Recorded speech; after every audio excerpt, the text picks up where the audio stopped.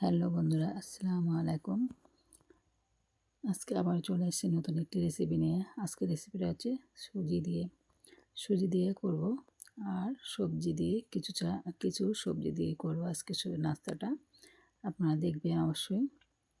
আজকে হেব্বি সুন্দর একটা টেস্টি নাস্তা এবং টিফিন করব আজকে। প্রথমে আমি চুলায় চলে এসেছি। আমি আগে থেকে সবজিগুলো কেটে রেখেছিলাম। তারপরে আমি অল্প একটু তেল দিয়ে পেঁয়াজটা একটু লাল হয়ে গেলে আমি আদা রসুন বাটাটা দিয়েছি। আদা রসুন বাটাটা একটু কাঁচা গন্ধটা চলে গেলে আমি ক্যাপসিকাম আর গাজরটা দিয়েছি। দিয়ে একটু নাড়াচাড়া করে নিলাম। তারপরে আমি টমেটো দিয়ে দিলাম। টমেটো দিয়ে আরও একটু নাড়াচাড়া করে 5-10 মিনিটের মতো একটু আমি এটা সিদ্ধ করে নেব। দেখুন, আমি নুন দিয়েছি 1 চামচ, স্বাদ অনুসার নুন দিয়েছি, আর একটু হলুদের গুঁড়ো দিয়েছি। দিয়ে ভালো করে নাড়াচাড়া করে আমি এটা ঢাকনা দিয়ে 5 মিনিটের জন্য রেখে দিয়েছি।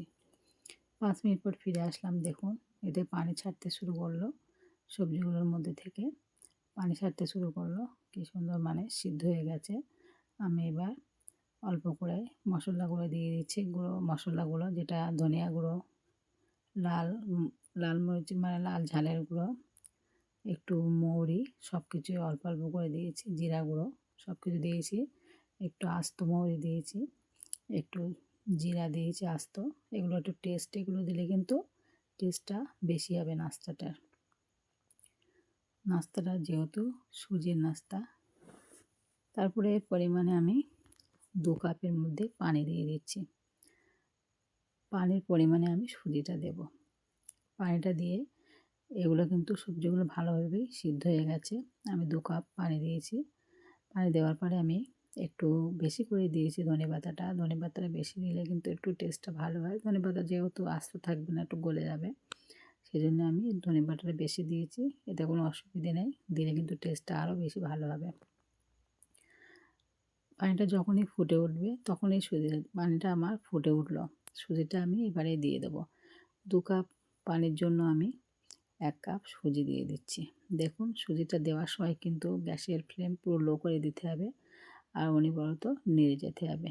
না নাড়লে কিন্তু সুজিটা দলা পাকিয়ে যেতে পারে। ওই জন্য ভালো করে নাড়াচাড়া দিয়ে সুজিটা ভালো করে রান্না করে নিতে হবে, একটু সিদ্ধ করে নিতে হবে।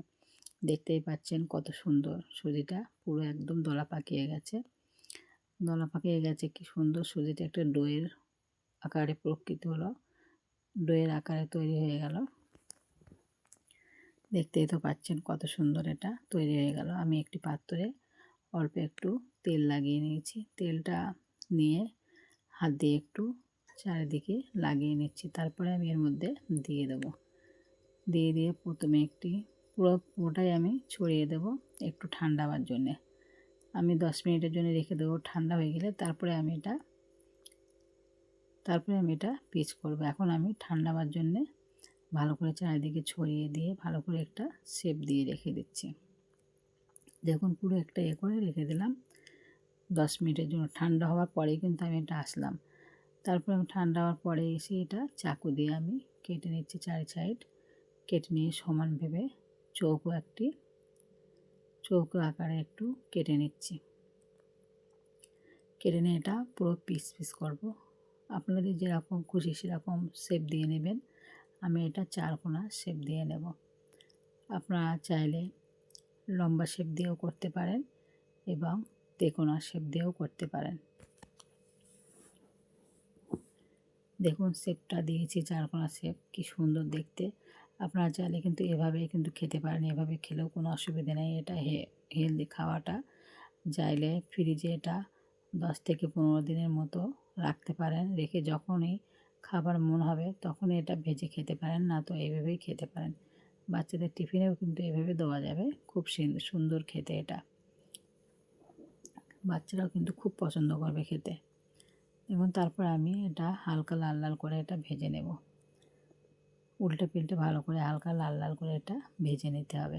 এটা কিন্তু এভাবে ভাজলে কিন্তু খুব সুন্দর লাগে খেতে। আপনারা দেখতেই পাচ্ছেন কত সুন্দর দেখতে লাগছে। আর ক্যাপসিকামটা যে দেওয়া হয়েছে ওর জন্য আরও সুন্দর একটি সেন্ট বার হয়। খেতেও কিন্তু দারুণ সুন্দর। দেখুন আমার হালকা হালকা করে লাল লাল করে ভাজা হয়ে গেছে, আমি উঠিয়ে নিচ্ছি এটা। দেখুন আমার সব ভাজা হয়ে গেছে। আমার ভিডিওটি অবশ্যই দেখবেন, কেননা আমি যে এটা নাস্তাটা বানিয়েছি এটা কিন্তু পুরোপুরি সহজ ভেবে এটা বানানো হয়েছে। আপনারা সত্যি আমার ভিডিও যদি দেখে থাকেন, আপনারা লাইক, কমেন্ট, শেয়ার, সাবস্ক্রাইব অবশ্যই করবেন আর আমার পাশে থাকবেন। দেখুন নাস্তাটা পুরোপুরি রেডি, পুরোপুরি এটা রেডি হয়ে গেল।